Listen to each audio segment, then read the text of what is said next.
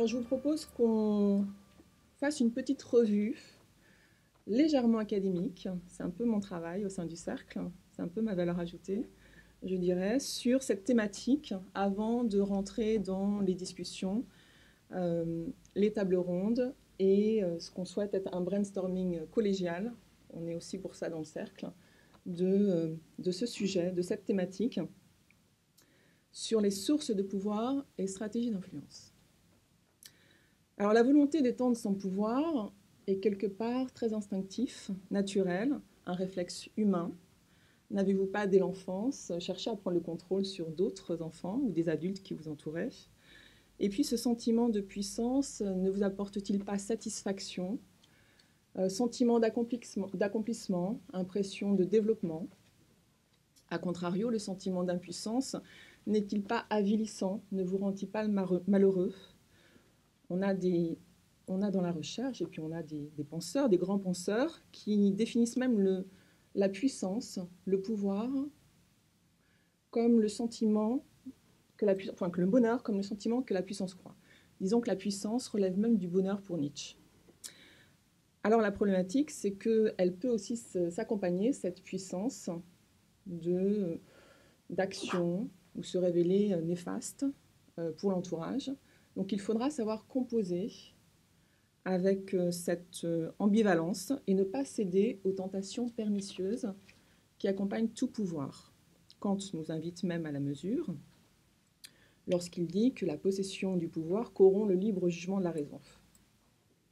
Donc il faudra savoir camoufler ou idéalement rejeter toute ambition ou trop forte avidité qui pourrait manquer de nuance, qui pourrait manquer d'élégance, mais surtout qui pourrait manquer d'altruisme.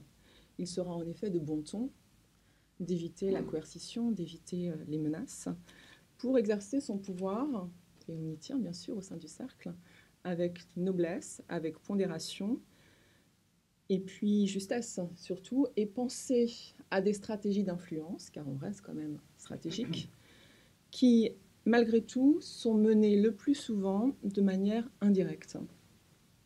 Machiavel le soulignait, pour être efficace, il faut savoir cacher ses intentions. Car on reste, quoi qu'il en soit, dans un jeu de pouvoir, et jusque-là, il n'y a rien de vraiment préjudiciable. Et puis ceux qui prétendent rejeter tout jeu de pouvoir sous le sceau d'une approche totalement égalitaire, ne sont-ils pas eux-mêmes à la manœuvre? En effet, réserver le même traitement à chacun, n'est-ce pas aussi utiliser, user un certain jeu de pouvoir, et puis quelque part exercer un favoritisme infondé, et puis surtout des frustrations pour les collaborateurs. De même, ceux qui rejettent tout jeu de pouvoir en prônant une action tranchante, directe, et une honnêteté plate, ne s'engagent-ils pas non plus dans des raccourcis escarpés qui, quelque part, pourraient manquer de clairvoyance et puis s'éloigner d'une certaine forme de vérité? La vérité pure est simple et très rarement pure et rarement simple, nous disait Oscar Wilde. Alors, fort de justement cette vision sur ce jeu de pouvoir, ces jeux de pouvoir, j'avais envie quand même de rentrer sur des fondamentaux, des définitions, regarder ce qui se fait dans la littérature académique, sur ce concept de pouvoir et ce concept d'influence. Alors comment définit-on le pouvoir? Qu'y a-t-il derrière cette notion de pouvoir? On nous dit que le pouvoir se réfère à ses capacités d'obtenir quelque chose ou d'influencer le résultat d'une action par des sources de pouvoir et des stratégies d'influence telles que, et on le verra beaucoup plus en détail tout à l'heure, l'accès à l'information, l'expertise, les liens sociaux et la réputation. La notion de pouvoir est très proche de la notion d'influence car il est très difficile d'influencer sans être doté de certaines sources de pouvoir dans les relations. Alors fort de ce ou de ces pouvoirs, qu'y a-t-il derrière ce concept même d'influence? En psychologie sociale, l'influence est assimilée au pouvoir, ce qui simplifie un peu les choses. Dans les théories comme dans la pratique, l'influence apparaît comme un rapport entre un individu qui serait doté de ressources psychologiques, crédibilité, autorité, pouvoir, et sa cible qui en manquerait. De là à regarder ce concept d'influence sous un œil suspicieux, il n'y a évidemment qu'un pas, comme le montrent les études sur l'engagement, sur la persuasion, sur cette influence présente en psychologie sociale, mais aussi qui ont eu un grand succès auprès du grand public. On se rappellera bien sûr du petit traité de manipulation à l'usage des honnêtes gens de Joule et Beauvoir, que certains d'entre vous ont lu, bien sûr, et du livre de Cialdini, Influence et manipulation, où l'on dessine l'influenceur sous l'angle d'un manipulateur qui obtient ce qu'il veut en usant de son pouvoir. Alors au sein du cercle, on va penser à des approches de stratégie un peu plus douces, évidemment, et on va quand même remarquer que l'exercice de l'influence douce est un aspect fondamental de la vie des collaborateurs en entreprise. Il est difficile d'imaginer une organisation qui fonctionnerait sans que chacun puisse exercer des tentatives d'influence latérale envers des collaborateurs ou ascendantes envers des supérieurs hiérarchiques. Donc creusons un petit peu plus sur ce qu'il y a derrière ce pouvoir, quelles seraient les différentes catégories du pouvoir, notamment en entreprise, mais ailleurs. Alors, selon les psychologues sociaux John French et Bartram Raven, et le consensus qu'il y a eu dans la littérature au sujet du pouvoir, ont été définis à l'origine 6 dimensions, 6 catégories de pouvoir, et puis 7 par la suite, parce que la recherche a été enrichie de nouvelles études. Je vais vous les citer.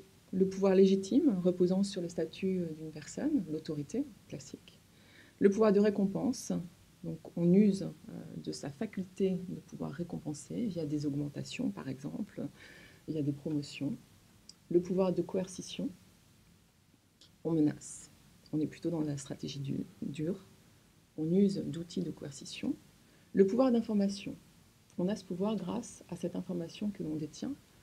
On pourra évidemment faire un parallèle avec le big data actuellement, vous voyez comme quoi ça s'applique également en global. Le pouvoir d'expertise, notre niveau de compétence nous assure un certain pouvoir. Le pouvoir de connexion, le réseau est fort, on sait placer les bonnes personnes aux bons endroits, au bon moment. Le pouvoir de référence qui repose sur l'admiration portée, le charisme, le respect porté, et qui est également très efficient en entreprise. Voilà sur la littérature et le consensus sur le pouvoir.